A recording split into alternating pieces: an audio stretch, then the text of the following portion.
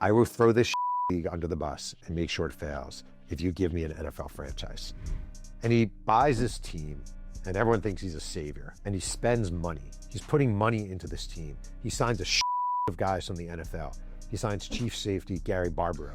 He signs Brian Sipe, former NFL MVP quarterback from the Cleveland Browns. He makes an offer for Lawrence Taylor, the Giants linebacker, and actually signs him to a futures contract, like all kinds of stuff. And people are like, wow, wow, wow, this is amazing. This is great. He's putting money in. This is amazing. This is great. Attention. But on the side, one day, Donald Trump calls the NFL commissioner, Pete Rozelle, and he says, would you be willing to meet me in private to talk? And Pete Rozelle knows who Donald Trump is. He knows his reputation as kind of a scumbag. But he's like, yeah, of course, because Donald Trump owned a team in the rival league. And Donald Trump rents out a suite at the Pierre Hotel. And there are 3 people at this meeting. There's Pete Rozelle, the NFL commissioner. There's Donald Trump, owner of the New Jersey Generals, and one other guy who I interviewed for my book. I wrote a book about the USFL called Football for a Buck. And I interviewed the 3rd guy at the meeting.